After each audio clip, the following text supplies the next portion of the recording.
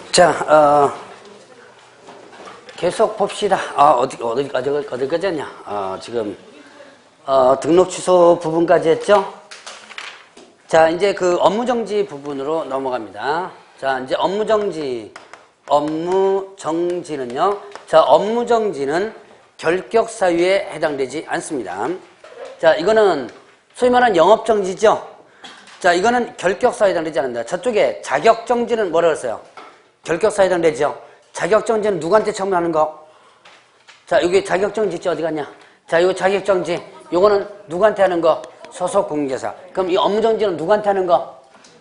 이건 개업공개사한테 하는 거죠. 근데 이 업무정지는요, 요거는 일단은 결격사유에 해당되지 않는다.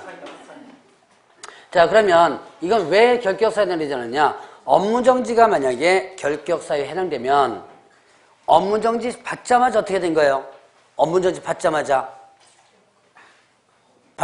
뭐에 해당돼? 만약에 결격사유에 해당되면 등록이 취소돼 버리죠. 그럼 영업정지 처분 내리려고 했다가 졸지에 뭐까지 되는 거예요? 등록이 취소되는 것까지 연결돼 버리죠. 이게 말이 안 되죠. 그래서 업무정지 자체는 일단 결격사유에 해당되지 않는다. 자, 그러면 이때 이제 두 가지가 있습니다. 업무정지 기간 중에 뭐 하게 되면 폐업을 하면요, 그 정지 기간 동안이 뭐가 된다? 결격사유에 해당돼요.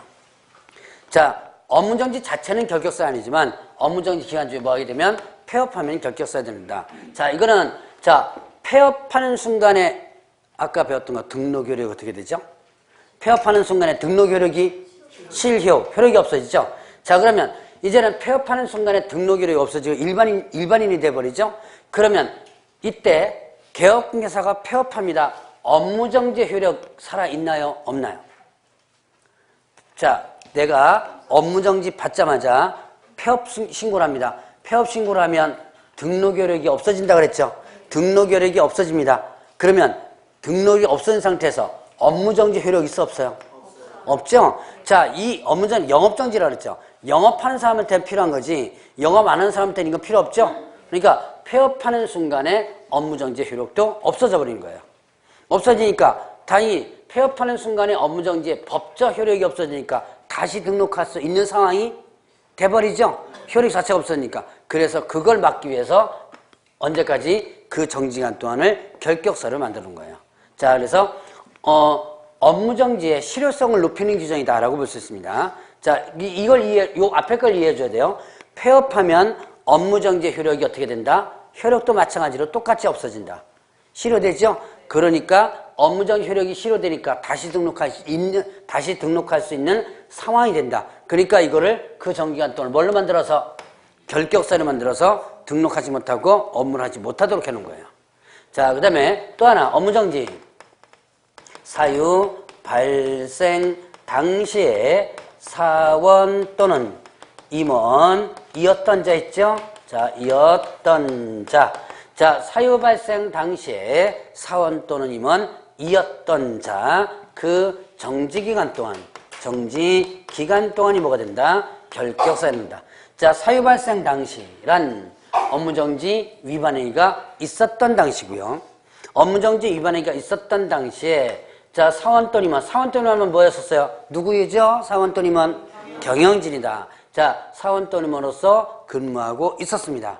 그런데 업무정지 위반 행위가 있었을 때 근무하고 있었는데 그 위반 행위 때문에 업무정지 처분 받을 때 있죠? 이때는 이 사람, 자, 위반 행위가 있을 때 근무하고 있었어요. 그 위반 행위 때문에 업무정지 처분 받을 때 이 사람, 있는 사람, 없는 사람? 예, 없는 사람. 이었던 자, 있죠? 이었던 자. 이었던 자면 현재형, 과거형? 완전 국어 시간이죠? 자, 그래서 이거는 현재형이 아닌, 즉 현재 업무정지 받을 당시로서는 현재형이 아닌 과거형입니다. 그래서 옛날에 있었는데 지금은 없는 사람. 그러나 위반 행위가 있었을 때 너도 있었으니까 너도 책임져야 된다. 그래서 이 사원임원에게 업무정지 기간 동안 결격사를 만들어 놓은 거예요. 자, 2016년 1월 1일 날 법인에서 업무정지 위반 행위를 했습니다. 업무정지 위반 행위를 했습니다. 자, 그러면 어떻게 된 거예요? 지금 현재 이 어떤 업무를 하다가 업무정지 위반행위를 한 거죠. 갑법인에서. 근데 이때 A라는 임원과 B라는 임원이 이 갑법인에 근무하고 있었습니다. 그런데 2월 1일 날 A 임원이 어떻게 됐다? 사임하고 나갔습니다. 사표 쓰고 나갔어요. 그리고 3월 1일 날 어떻게 됐다? 업무정지 받았습니다. 업무정지 처분을 받은 거예요. 예를 들어서 3개월 받았다. 이렇게 봅시다. 3월 1일부터. 자, 그러면 사유 발생 당시에 사원 또는 임원이었던 자는 누구예요? 자, 다시. A인가요? B인가요? A, B인가요? 답은 A만입니다. B는 나갔다 소리 했어요? 안 했어요? 안 했죠? 지금 누구만 나갔다 그랬어요? A만 나갔다 그랬죠? 자, B는 지금 이 법인에 그대로 근무하고 있죠? 그리고 3개월 동안 일만 안 하면 됩니다. 결격 사유자가 아닙니다. 누구만? A만. A는, 자, 보세요. A는 위반행위가 있었을 때 있었어, 없었어요? 있었죠. 그런데 중간에 나갔죠. 그리고 3월 1일 날 업무정지 받았죠. 요 업무정지는 뭐 때문에 1월 1일 날 업무정지 행위 있었죠. 요거 때문에 업무정지 받은 거예요. 요 사유 때문에. 자, 그러면 업무정지 받을 때 A가 있어요, 없어요? A 업무정지 처음 받을 때 있어요, 없어요? 없죠. 위반행위가 있을 때 있었죠. 그러나 받을 때는 A 없죠. 자, 요 A를 뭐라 한다? 이었던 자입니다. 옛날에 이었죠. 위반행위가 있었을 때 너도 책임져야지만 된다. 그래서 이 A를 여기다가 3개월 동안 뭐예요? 결격사유로 만드는 거예요. 자, 왜 이런 규정이 됐냐? 사원 또는 임원은 뭐다? 누구라 그랬어요? 경영진이야. 그렇기 때문에 이런 규정이 있는 거예요. 만약에 직원이라면 전혀 영향이 없어요. 근데 예를 들면 누구기 때문에 그래요? 경영진이기 때문에 이런 영향이 있는 거죠. 자, 대충 이해하시겠습니까? 자, 요거를 정확하게 이해를 해주시면 아마 요거 문구를 아마 이해될 겁니다. 자, 그리고 자, 법인에 있어서 사원 또는 임원이 뭐에 해당된다면 선tem원이 결격 사유에 해당된다면 자, 사원 또는 임원이 결격 사유에 된다. 그러면 어떻게 된다? 이때 그 법인 자체가 결격 사유예요. 자, 사원 또는 임원 누구라 그랬어요? 다시 또 강조합니다. 누구라 그랬어요? 경영진이라 그랬죠. 이 사람 중에서 한 사람이라도 결격사유에 해당되면 법인 자체가 결격사유에 해당돼요. 그럼 법인 자체가 결격사유니까 얘는 어떻게 돼요? 이 법인은 등록이 취소되죠. 자, 5명의 임원이 있다고 칩시다. 5명의 임원 중에서 만약에 1명이 결격사유에 해당되면 이 법인이 결격사유에 해당되고 이 법인 때문에 어떻게, 얘 한 명 때문에 얘가 어떻게 된다? 등록이 취소되는 거예요. 그러면 한 명 때문에 등록 취소되면 좀 억울하죠? 자, 그래서 예외적 규정을 만들어 놨죠. 자, 이 한 명을 어떻게 하면? 자르면 몇 개월 내에? 2개월 내에 그 사유를 해소하면 등록 취소는 안 하겠다라고 하는 예외적 규정이 있죠. 자, 사원 또는 운전에서 한 사람한테 결격사유에 되면 법인이 결격사유에 되고 등록이 취소되는데 이 한 명을 어떻게 한다면 2개월 내에 그 사유 해소한다면 등록 취소한다. 만약 2개월이 넘어가 버리면 어떻게 돼요? 그럼 이 법인은 한 사람 때문에 어떻게 돼요? 등록 취소되는 거죠. 자, 여기까지. 자, 이제 여기까지가 뭐가 된다? 여기까지가 이제 결격사유입니다. 이 결격사유는 여러분들 반드시 기억을 해놓고 넘어가시고요. 쉽게 나오면 단순 암기로서도 문제를 풀 수 있지만 요거는 실질적으로 조금만 어렵게 나오면 까다롭게 나올 수가 있습니다. 자, 그러면 이제 103페이지로 넘어갑니다. 업무지역. 자, 업무지역은 뭐 간단해요. 자, 법인하고 공인중개사의 업무지역은 어디예요? 법인하고 공인중개사 업무지역은 전국. 그래서 법인인 개업공개사, 공인중개사인 개업공개사 업무지역은 전국이다. 사무실 어디든지 간에 전국 물건을 다 중개해 줄 수 있다. 자, 그리고 부칙은 개업공개사 있죠. 부칙은 업무지역이 어디예요? 사무소, 소재지, 특광도죠. 특별시관시 도. 그래서 사무소가 있는 곳에 특별시관시 도 내에 있는 물건만 중개해 줄 수 있다. 자, 그러니까 원주에 만약에 부칙 개업공개사 있다 그러면 업무지역이 어디? 강원도가 뭐가 된다? 업무지역이 된다. 그 범위를 벗어나서 업무를 하면 어떻게 된다? 위반 시 업무 정지 처분이 내려집니다. 다만 이 부칙개혁공개사가 동일 관할 동일 관할 구역은 정보망에 가입해서 그 안에 물건을 중개해 준다면 어떻게 된다? 이때는 다른 지역 물건을 중개해 줄 수 있다.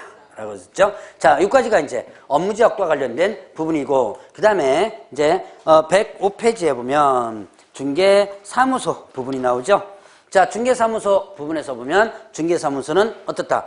1인 1사무소가 원칙이다 라고 하는 부분이 이 부분에 나옵니다. 자, 중개사무소는 일단 자, 1인 1사무소가 원칙이다. 자, 1인 1사무소 한 사람은 어떻게 돼요? 하나의 사무소밖에 갖추지 못한다. 그래서 뭐를 금지한다 그랬죠? 자, 이게 이상 사무소 설치하는 것을 금지하고요. 그 다음에 또 하나 이동이 용이한 임시중개시설물 임시중개시설물 설치를 금지한다. 자, 두 개를 금지한다 그랬습니다.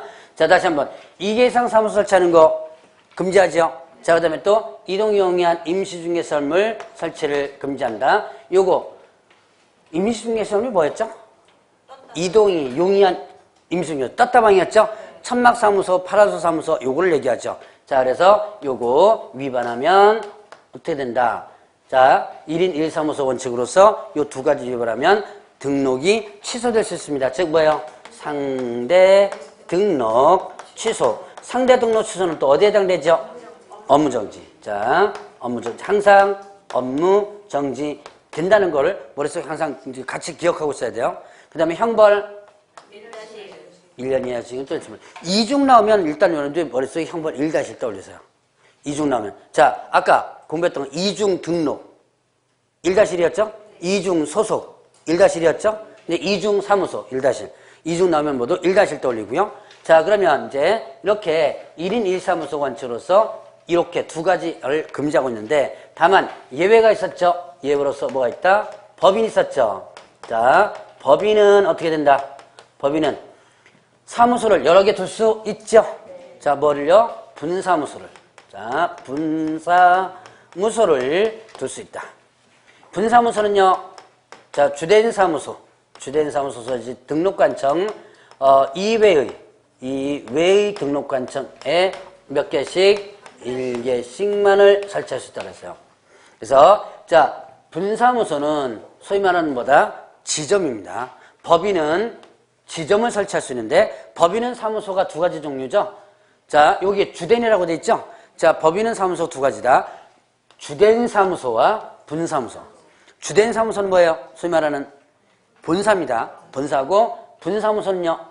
예, 지점이에요. 자, 그러면 이때, 이 분사무소는 주된 사무소 등록관청 이외의 등록관청 몇 개씩 하나씩 설치할 수 있다. 그러면 원주에 주된 사무소 본사가 있습니다. 그럼 원주 시내에는 분사무소 둘 수 있다 없다? 없다. 그 외의 지역에 등록관청 하나씩 둘 수 있는 거죠. 자, 그리고 분사무소는요, 설치신고입니다. 설치신고. 등록이 아니에요. 분사무소 개설 등록이 아닙니다. 분사무소는 등록하는 게 아니라 뭐다? 신고하는 거고. 신고와 등록은 좀 틀리죠? 자, 신고하는 거고, 어디다가 신고하는 거다? 주된 사무소 등록관청. 등록관청에 신고하는 거다. 자, 주된 사무소 등록관청에 신고한다 그랬어요. 자, 그러면 이때, 이제, 주된 사무소 등록관청에 분사무소 설치 신고한다. 여기서 제가 늘 강조하는 게 있습니다. 분사무소에 대한 모든 행정 업무는 어디서 처리한다? 주된 사무소 처리한다. 자, 다시 한번. 분사무소에 대한 모든 행정 업무는 어디서 처리한다? 주된 사무소 처리한다는 거. 자, 그럼 주된 사무소 등록관청에 설치 신고하려면 준비를 해줘야죠. 자, 분사무소 설치 지역에 뭐 구하고?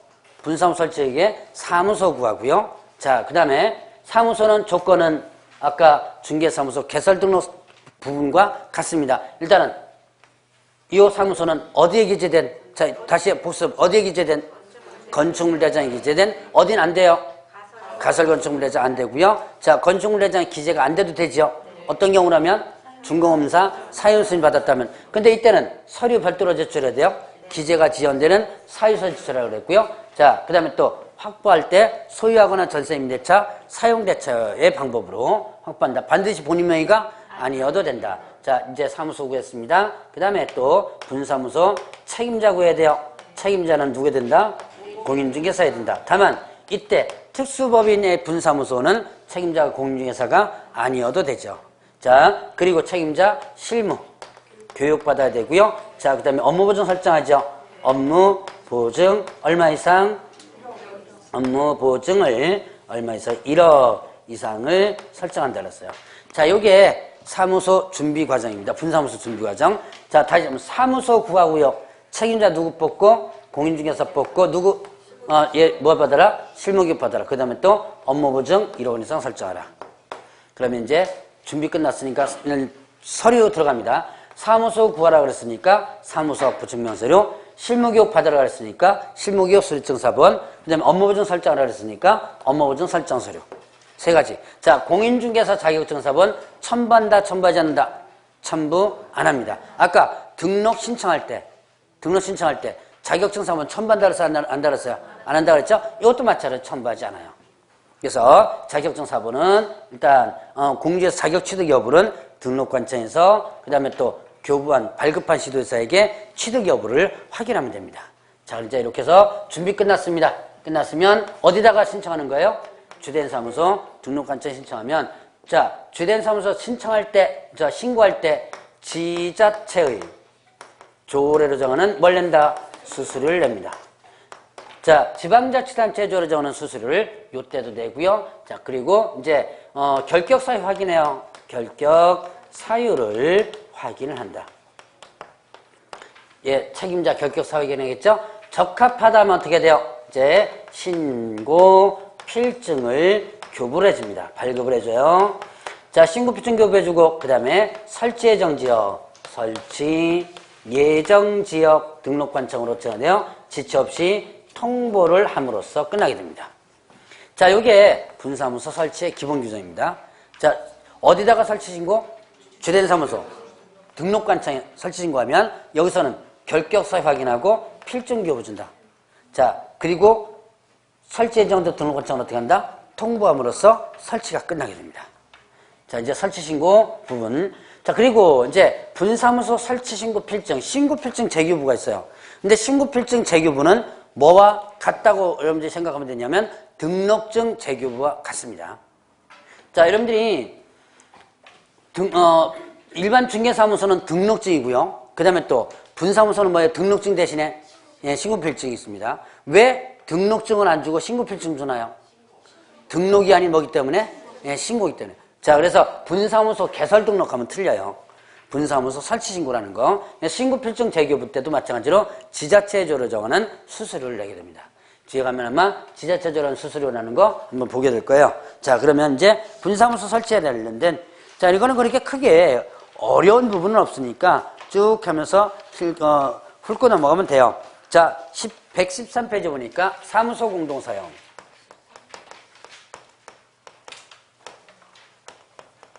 사무소 공동사용이 뭐예요? 사무소 공동사용. 사무실을 뭐 하는 거? 같이 쓰는 거죠. 자, 그러면 이때 사무실을 공동으로 사용하고자 하는 것은 사무실 하나 구해놓고 여기에 갑, 그 다음에 을, 그리고 병, 정 이렇게 여러 개업공개사가 같이 사무소를 쓰는 거죠. 자, 그러면 이때 갑은 공인중개사인 개업공개사, 을은 부칙개업공개사, 그 다음에 병은 법인인 개업공개사, 정은요.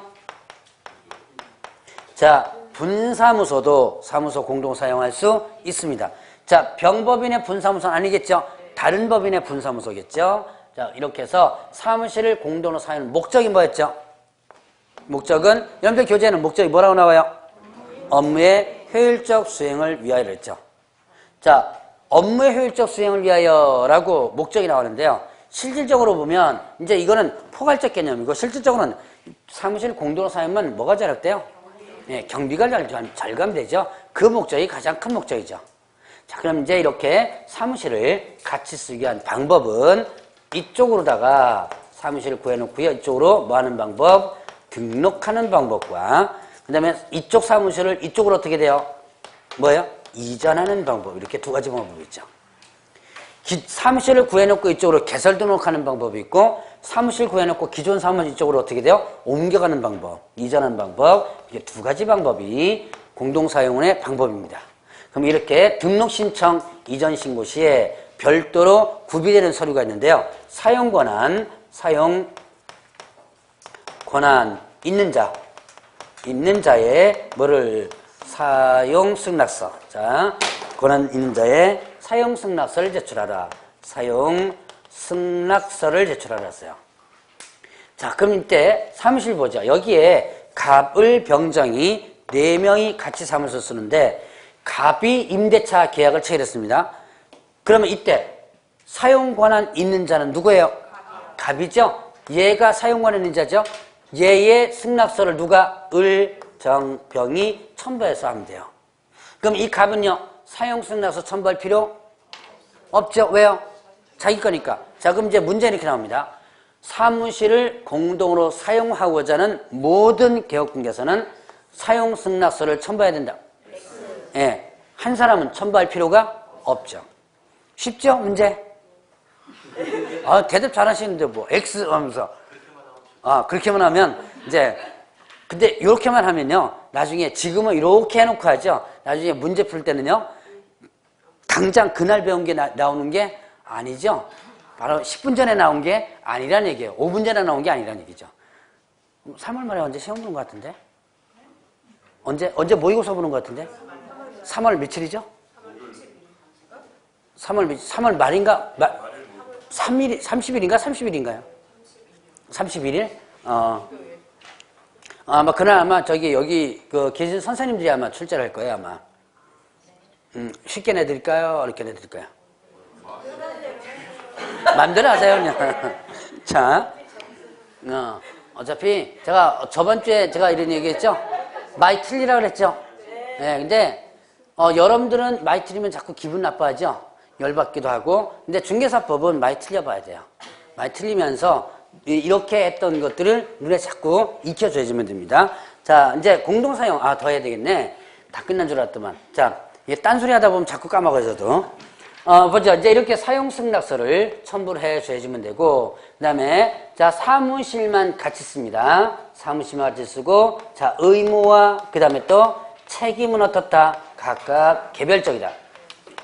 자, 그래서 뭐만 같이 쓰는 거예요? 사무실만 같이 씁니다. 사무실만 같이 쓰고 각각의 의무와 책임을 어떻다? 개별적이다 라는 거. 자, 그러면 보죠. 지금 이렇게 사무실을 같이 하는데 어떤 경우는 사무실을 공동사용할 수 없는 경우가 있습니다. 어떤 경우냐면 업무정지 받았을 때, 자, 갑이라는 개업공개사가 이 사무실을 뭐 했다? 업무정지 받은 거예요.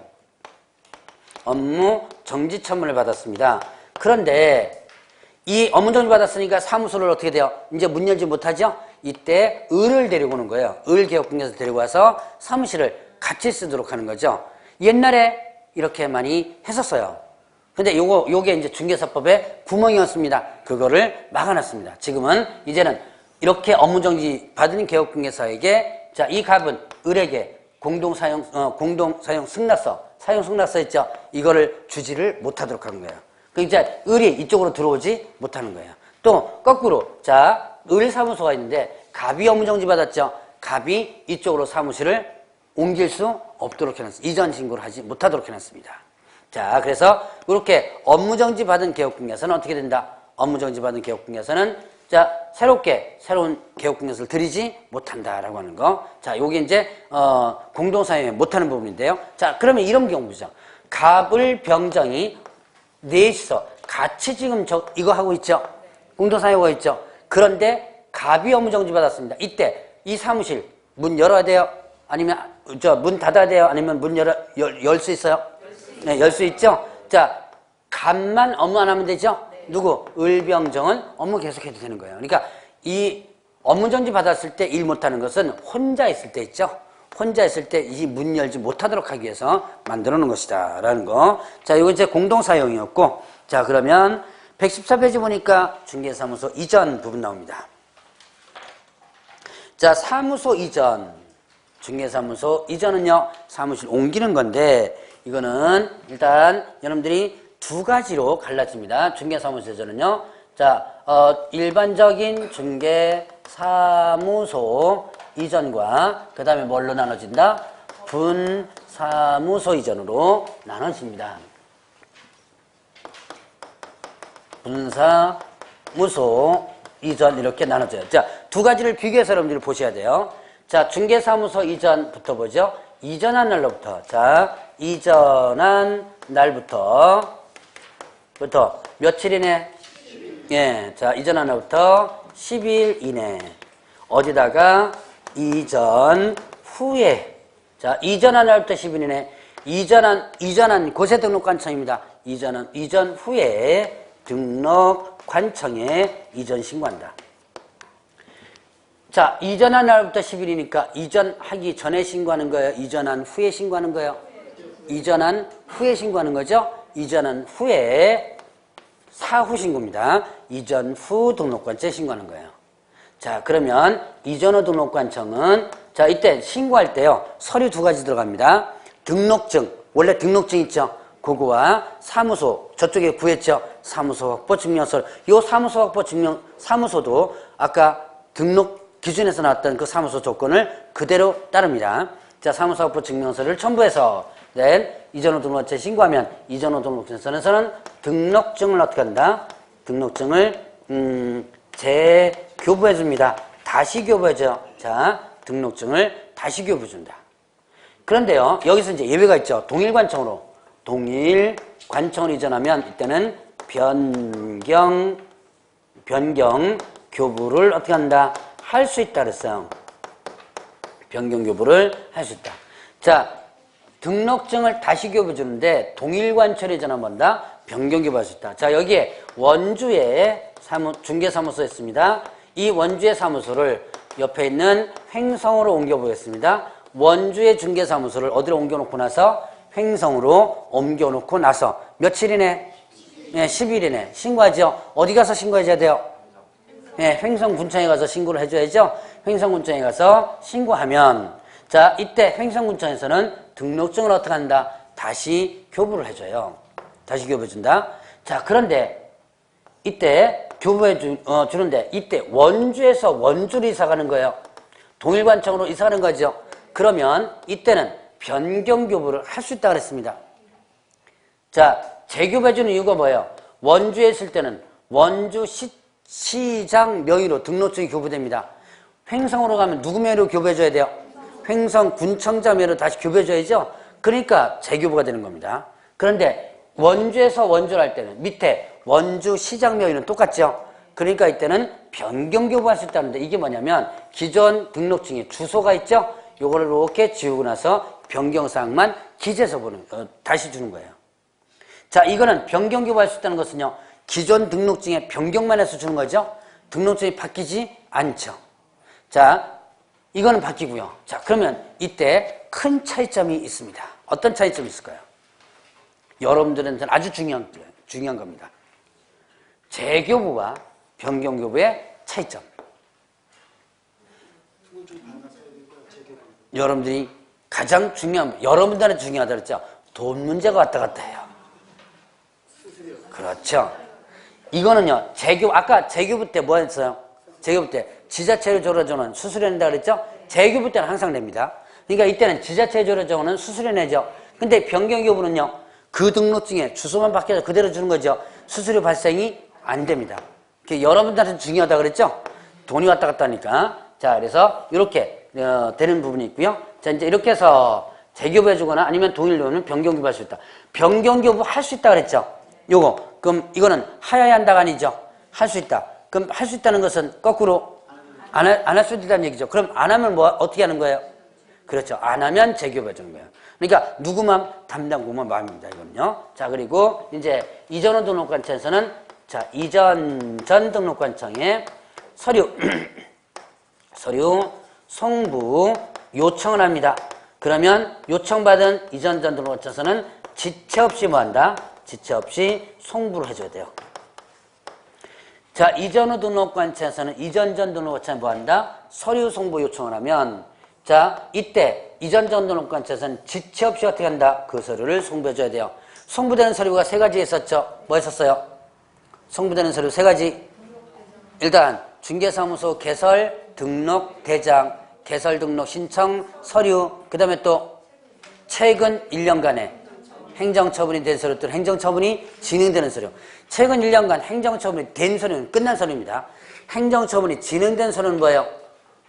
지금 현재 진행되고 있는 서류는 아직까지 행정처분 안 되고 조사하고 있는 거라 있는 거죠. 그거를 보내주면 최종적으로 행정처분은 누가 한다? 이전 후 등록관청이 한다. 자, 그러면 결국은 이전 전의 행위에 대한 행정처분이 처분은 결국 누가 한다? 이전 후 등록관청에서 행한다는 얘기예요. 행정처분 아직 안 됐다면. 자, 요게 중개사무소 이전 절차입니다. 자, 그러면 이제 분사무소 이전 절차를 보죠. 자, 이전한 날부터 며칠 이내? 10일 이내. 자, 이전한 날부터 10일 이내 어디다가 이전 신고한다? 자, 아까 제가 분사무소 설치할 때 얘기한 게 있어요. 분사무소에 대한 모든 행정 업무는 어디서 처리한다? 주된 사무소 처리한다. 그럼 분사무소 이전 신고 어디다 하죠? 그렇죠. 이거는 자, 주된 사무소 등록 관청이 하는 거죠. 자, 주된 사무소 등록 관청에다가 이전 신고를 합니다. 그럴 때 서류 신고 필증과 사무소 확보 증명서로 똑같습니다. 해서 제출하면 이때는 자, 신고 필증을 뭐하고 재교부하고요. 다만 동일관청에 이전하면 뭐한다? 마찬가지로 변경 교부할 수 있습니다. 자, 요거는 내용 똑같아요. 벤트 거랑. 자, 그 다음에 또 이전 전, 그 다음에 이전 후 등록관청에 지체 없이 한다. 통보를 함으로써 끝나게 됩니다. 이전 전 등록관청은 너 동네에 나갔다가 통보하는 거고요. 이전 후 등록관청은 너 동네에 왔다가 통보하는 거예요. 자, 요게 분사무소 이전 절차입니다. 자, 그러면 보죠. 여기서 중개사무소 이전과 분사무소 이전에 차이점 두 개가 있습니다. 큰 차이점 두 개 기억을 체크를 한번 해보시기 바랍니다. 뭐 있어요?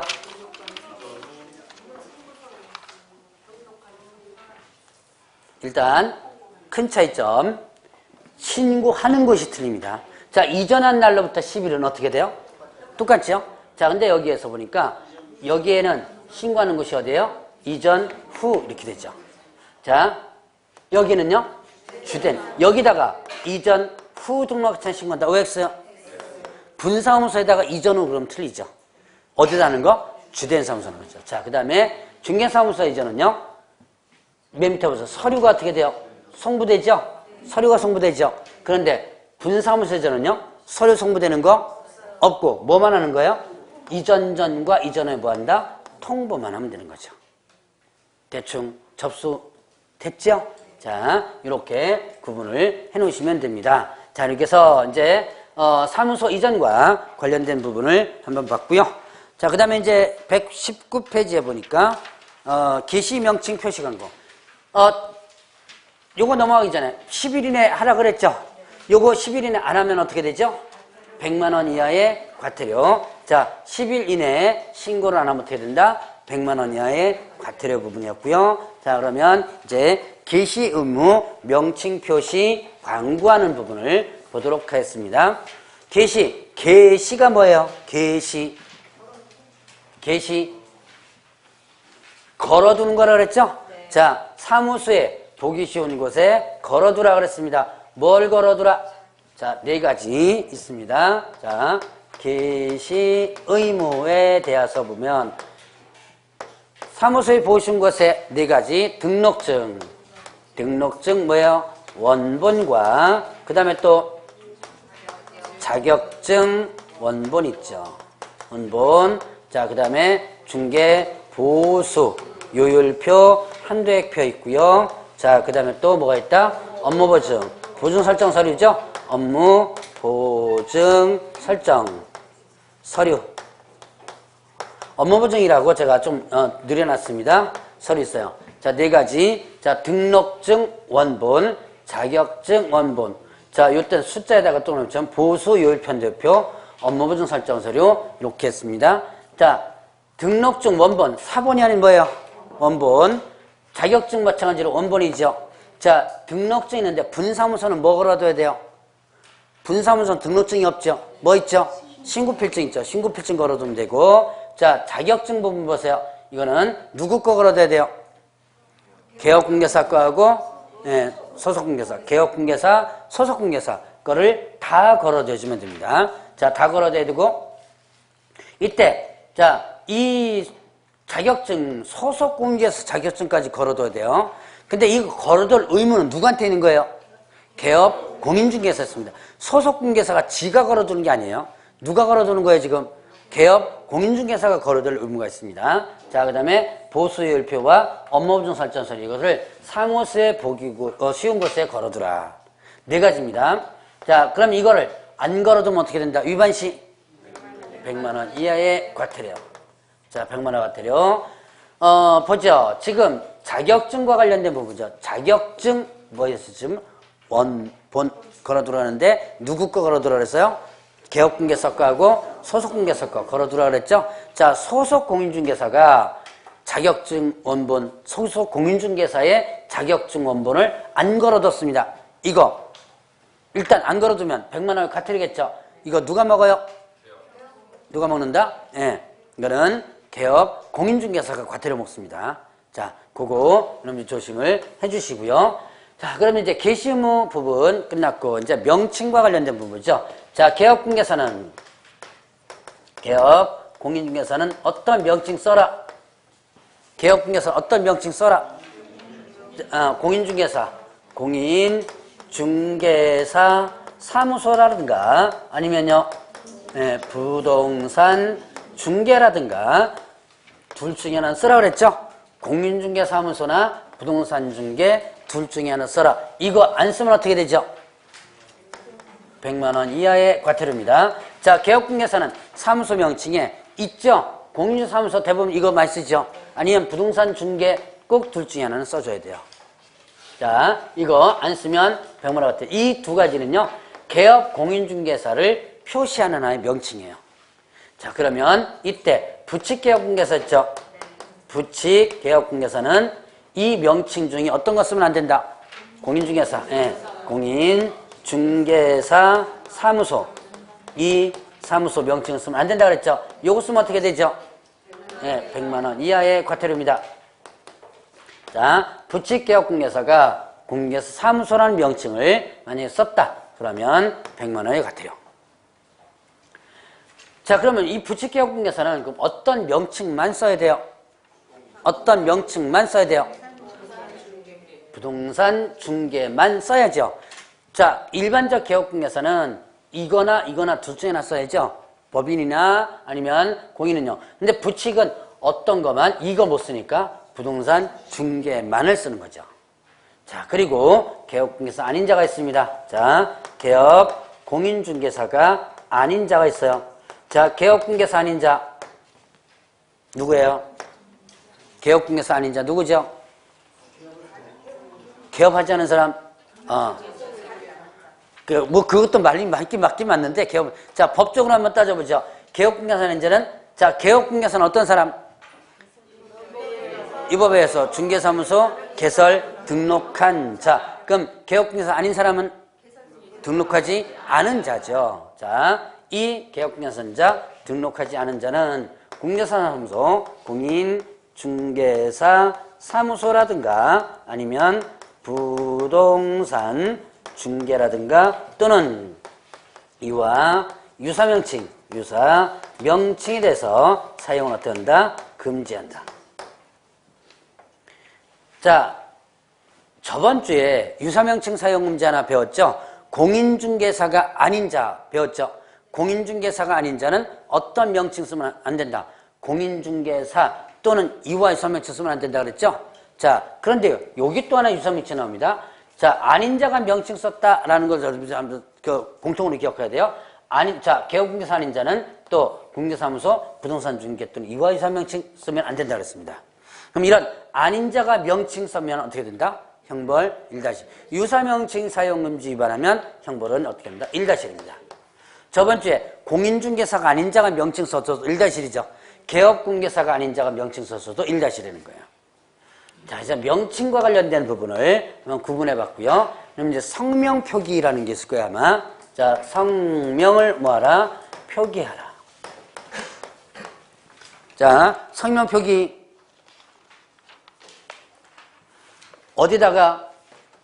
어디다가요? 옥외 광고물 이랬죠? 옥외 광고물. 자, 성명을 표기하라 그랬습니다. 옥외 광고물에. 옥외 광고물에, 그럼 옥외 광고물 중 어디예요? 가로, 세로. 가로, 그 다음에 세로, 그리고 돌출, 그 다음에 옥상, 네 가지 간판입니다. 가로형, 세로형, 돌출, 옥상, 이렇게 네 가지 간판에 뭘 표기하라? 성명을 표기하라. 자, 개혁분계 성명이죠. 개혁분계사의 성명을 표기하라 그랬습니다. 자, 그러면 이때 법인에 있어서는요, 주된 사무소, 대표자, 분사무소, 책임자 성명을 표기하라 그랬어요. 자, 일단 요 네 가지 간판에다가 성명을 표기하는데, 자, 인식할 수 있을 정도로 표기하라 그랬죠? 표기는, 요거는 인식할 수 있을 정도로 법인에 있어서 주된 사무소 누구 거? 주된 사무소, 대표자, 그 다음에 또 분사무소는요? 네, 분사무소는 책임자 성명을 표기하라 그랬습니다. 이거 표기 안 하면 어떻게 될까요? 위반 시 100만 원 이하의 과태료. 그래서 여러분들이 사무소 간판에 보면 성명, 이름 표기되어 있죠? 표기 안 하면 100만 원 과태료예요. 자, 그러면 이제 요까지 해서 보죠. 이런 명칭 사용을 위반했거나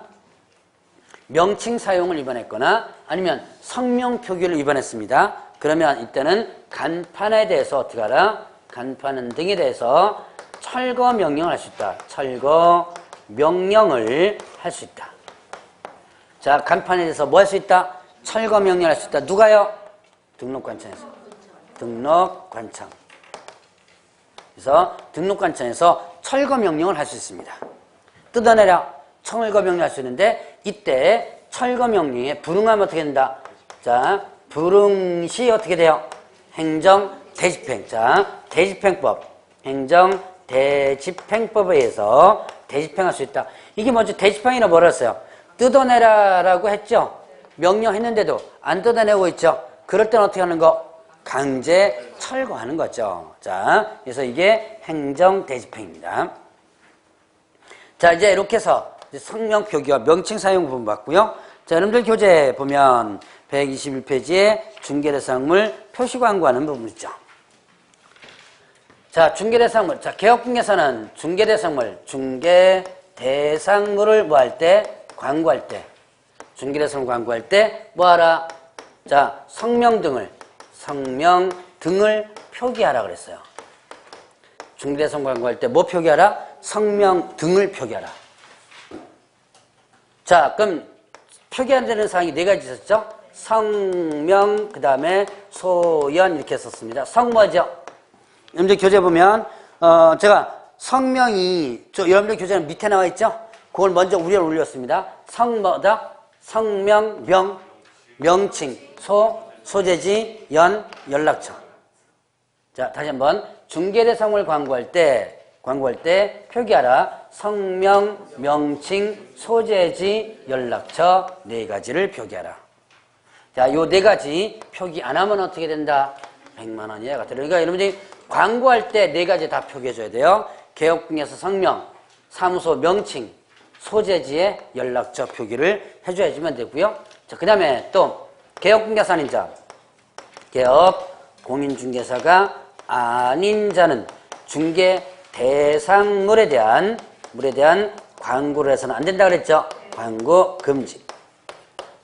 자, 개혁분계사 아닌 자 누구죠? 이 법에서 개설 등록하지 않은 자죠? 자, 등록하지 않은 자가 중개대상물 광고하면 된다 안 된다? 안 된다 그랬죠. 제가 그래서 여러분들 이거 조심하라 그랬습니다. 특히 자, 개혁분계사 아닌 자 누가 있어요? 중개보조원, 그 다음에 소속분계사들 있죠? 개혁분계사 아닌 자죠? 이런 사람이 자기가 매물 접수해가지고 자기 블로그에다가 매물을 올리는 거 이거 다 어떻게 된다? 이거 금지된다 그랬죠? 자, 이거 여러분들이 조심해줘야 돼요. 이거 만약에 걸렸다 그러면 위반하면 어떻게 된다? 1-1. 그래서 개업공개사 아닌 자가 중개불리한 중개인의 손을 광고를 했다. 걸렸다면 1년 이하 징역 또는 처벌을 받고 요즘 인터넷에 검색해가지고 고발 조치하는 그런 단체도 있다고 그랬어요. 항상 조심을 하시고 자 일단은 이렇게 해서 제가 이전에 한번 이런 얘기 했어요. 아닌 자가 명칭 썼거나 광고하면 어떻게 된다? 형벌 1-1. 자 아닌 자가 어디 갔냐? 아닌 자가 명칭 썼죠. 명칭 어디 갔냐? 아 여기 있구나. 번지수를 찾지 못했네. 자 여기 아닌 자가 명칭 썼죠. 아닌 자가 명칭 썼습니다. 아닌 자가 광고했어요. 그럼 어떻게 된다?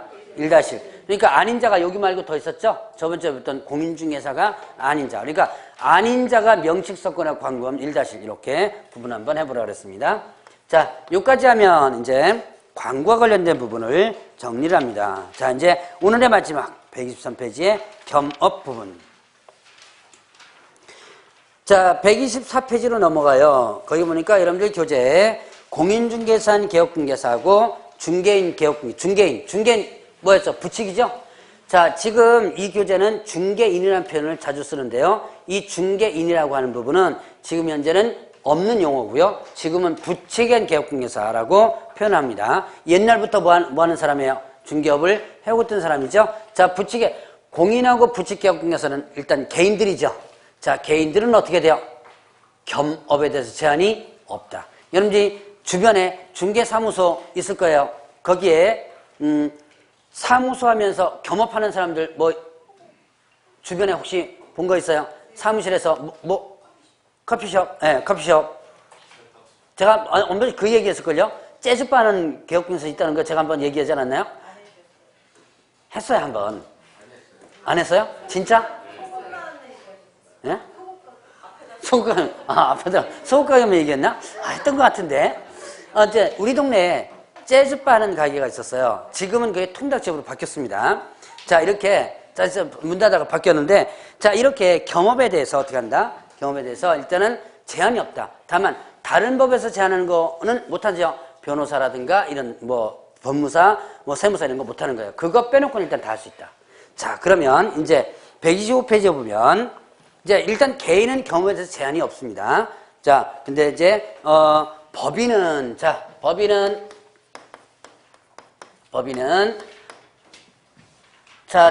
첫 번째 시간에 등록 기준 배우셨죠? 자, 등록 기준에서 뭐가 됐었어요? 두 번째, 법 제14조에 규정된 업무만을 영위할 목적으로 어떻게 하라? 설립하라 라는 내용이 있었죠? 자, 14조에 규정된 업무만을 영위할 목적으로 설립하라. 자, 이거는 겸업을, 자, 아까 잠깐 했었습니다. 겸업을 금지하는 거, 제한하는 거?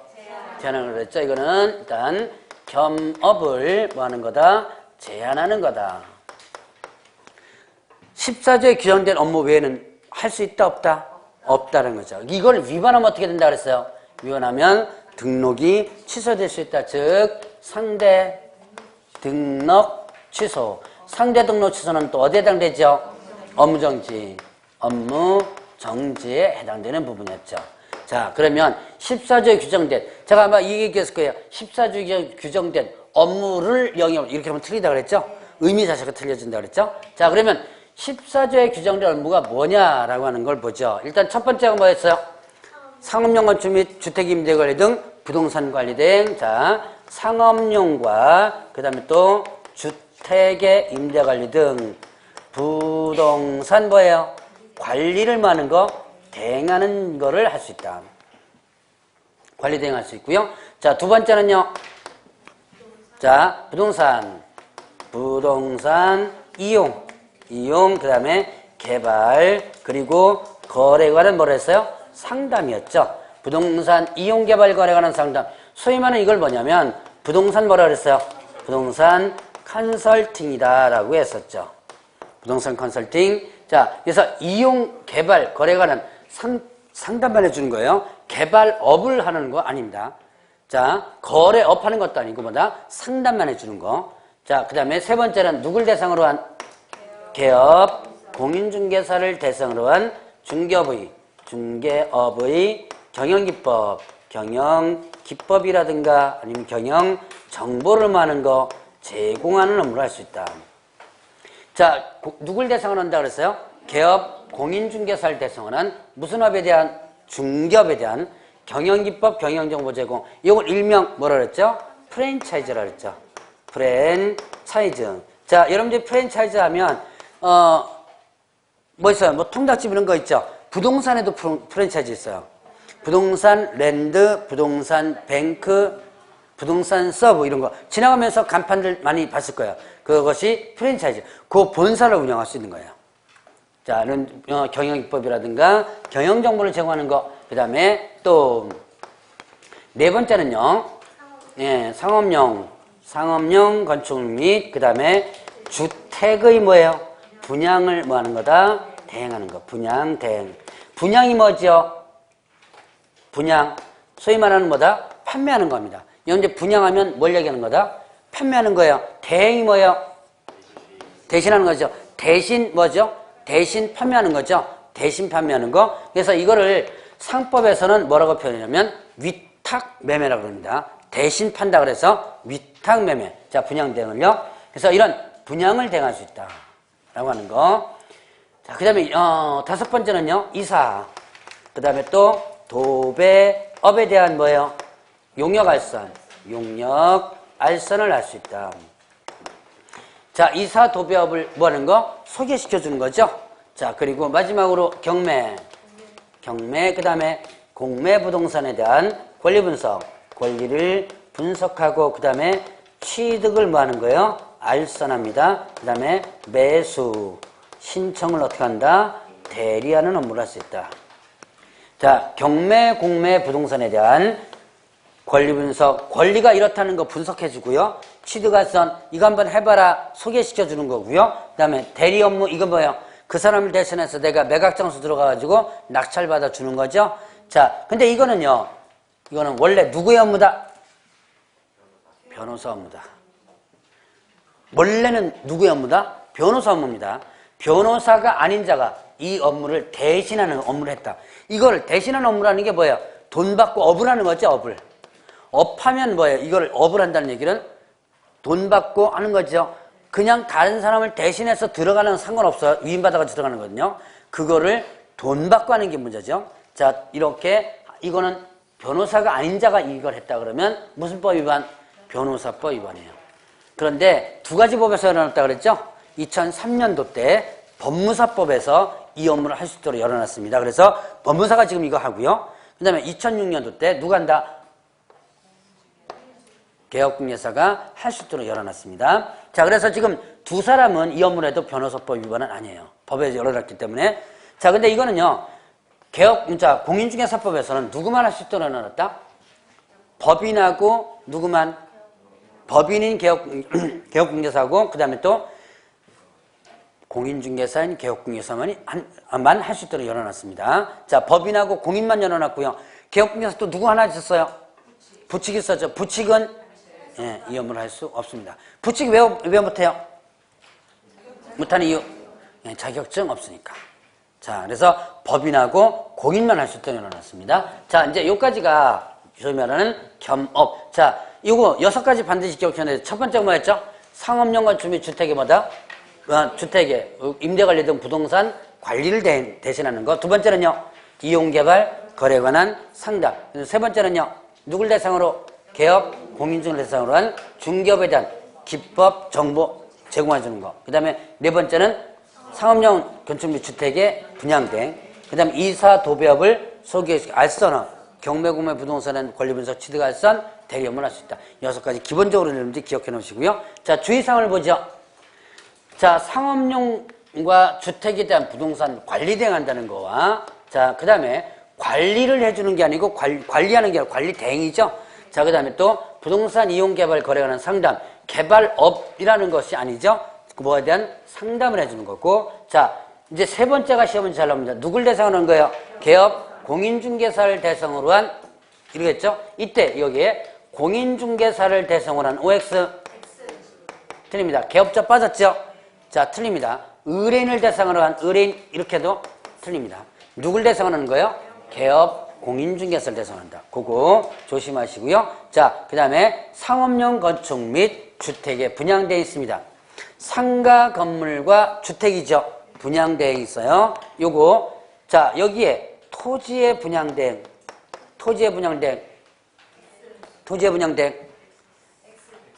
할 수 있다, 없다? 없다. 자, 뭐만 제시가 된 거예요? 상업용 건축 및 주택만 제시된 거죠. 그거 토지에 분양된 규정 없습니다. 자, 그 다음에 이사도배업을 하라는 게 아니라, 이사도배업은 뭐예요? 알선. 소개시켜주면 하는 거죠. 이사도배업 자체가 아니라 알선. 소개시켜주는 거. 자, 이런 것들 여러분들 조심을 해주시고, 자, 경매, 공매 부분에서 매수 신청 대리 업무까지 할 수 있는 거. 자, 그런데 요거는, 대법원 규칙이 별도로 적용되고요. 아마 마지막 주에 아마 배우게 될 겁니다. 자, 그러면 일단 보죠. 이제 조심할 거 몇 가지 해놨습니다. 여기 공인중개사 의뢰하면 틀리다. 토지 들어가면 틀리다 그랬어요. 자, 그러면 보죠. 또 하나. 공인중개사인 개업공개사는 토지에 분양대행 할 수 있나요? 없나요? 있어요. 공인중개사인 개업공개사는 토지에 분양대행 할 수 있습니다. 법인인 개업공개사는 토지에 분양대행 없죠? 법인은 뭐와 뭐만 제시됐어요? 상업용과 주택만 제시됐고 토지는 제시가 안 돼 있죠. 그래서 할 수 없는데요. 공인중개사인 개업공개사는 토지에 분양대행을 할 수 있더라. 그래서 지금 토지에 분양대행 의외로 개업공개사 많이 합니다. 여기서 여기 이쪽도 이 토지에 분양대행 좀 많이 하는 걸로 알고 있어요. 자, 관련 판례 나옵니다. 자, 이런 한번 판례를 한번 들어보세요. A 소유 토지를 농지입니다. A 소유 농지를 개업공개사 갑이 자신의 비용을 들여서 이거를 분할한 다음에 대지로 팔립니다. 그래서 그 수익금을 A와 나눠 갖는 것은, 자, 요거 중개행위에 해당될까요, 안 될까요? A 소유 토지가 있습니다. 농지가 있어요. 이걸 누가요? 개업공개사 갑이 자신의 비용을 들여서 쪼개는 거예요. 이제 A와 합의를 하겠죠. 내가 네 농지를 이렇게 쪼개가지고 팔 거니까 나중에 수익금 돈 나오면 얼마씩 나눠 갖자 이런 식으로 해서 계약을 합의를 하겠죠. 합의해가지고 갑이 이렇게 해서 쪼개가지고 각각 대로 만들었죠. 이거를 팔아먹습니다. 팔아가지고 A와 수익금을 나눠 갖는 거. 요거는 자, 중개행위에 해당된다, 안 된다? 안 된다. 이게 바로 뭐냐면 토지의 분양대행이에요. 자, 대신 조심할 것은 A의 소유 토지를 갑이 사면 안 됩니다. 소유권은 누구한테 그대로 놔두고 A에다 놔두고 자기가 직접 돈 들여가지고 쪼갠 다음에, 자, 이 판례는 이렇게 돼 있어요. 갑이, 자, A한테는 확정 금액을 주고 갑이 돈 다 먹은 거예요. 판례는. 그러니까 이렇게 해놓고 얘한테 돈 조금만 줘. 농지보다는 조금 더 비싸게 주고 그 다음에 나머지는 다 먹었겠죠. 이거 시골에서 의외로 많아요. 이런 거 왜 해요? 요즘 왜 그러니까 전원주택 아니면 농가주택, 농촌주택 있죠? 귀농귀촌에서 들어오는 사람들, 그 사람에게 이렇게 해서 쪼개서 파는 거예요. 평당 5만 원짜리가 평당 20만 원이 됩니다. 이렇게 되면. 그리고 수익금을 얘가 다 갖는 거죠. 따지고 보면. 자, 어쨌든 이거는 뭐가 아니다? 중개행위가 아니다. 왜 중개행위가 아니다? 이거는 분양을 뭐 하는 거? 대신, 얘 땅을 대신 팔아준 거죠? 분양 대행이 되는 거예요. 관련 판례 나오고 시험 문제 한번 나왔던 부분입니다. 바로 요거와 관련된 부분이에요. 자, 그래서 토지의 분양대행. 자, 그러나 다시 한번. 토지의 분양대행은, 자, 공인은 할 수 있는데 누구는 못한다? 법인은 못한다. 자, 그 다음에 또 하나. 이사도배업. 자, 공인중개사인 개업공개사는 이사도배업 할 수 있어, 없어요? 있어요. 있죠? 네. 자, 공인중개사인 개업공개사는 이사도배업도 할 수 있고 알선도 할 수 있죠. 근데 법인인 개업공개사는 뭐다? 이사도배업 자체 못하죠? 뭐만 할 수 있는 거? 네, 알선만 할 수 있는 거죠. 자, 그렇게 구분해 놓고, 이거는요, 지우개가 저기다가 있네. 자, 요거는 일단 소위 말하는 뭐다? 겸업이다. 자, 요거는 겸업이다. 겸업이라고 그랬습니다. 자, 이제 마지막으로 겸업이다. 이거 6가지가 중개업이에요, 아니에요? 자, 이게 중개행위에 해당됩니까, 안 됩니까? 안 되죠. 이걸 뭐라 그랬어요? 겸업이라고 그랬죠. 이거는 뭐가 아니다? 중개업이 아니다. 그러니까 이건 중개업이 아닌 뭐다? 겸업이죠. 이게 행위라는데 공인중개사법이 적용돼야 안 돼요? 중개사법 적용 안 됩니다. 자, 관리대행, 분양대행 이때 이거 관리대행 중개보존이 주도적으로 해도 되고요. 분양대행 마찬가지예요. 자, 그 다음에 중개사법 적용 안 되니까 대행료, 알선료 있죠? 이런 거 중개보수 적용돼야 안 돼요? 안 되죠? 많이 받아도 상관이 없는 거예요. 그러니까 이 전체는 뭐가 적용되지 않는다? 중개사법이 적용되지 않는다. 라고 그럼 기억을 해 놓으시면 됩니다. 자, 뭐기 때문에? 겸업이기 때문에. 자, 오늘은 여기까지를 합니다. 조금 시간이 걸렸네요. 자, 다음 주에는 128페이지 어디? 고용인 부분, 그 부분 들어가 있습니다. 자, 다음 주에 뵙도록 하겠습니다.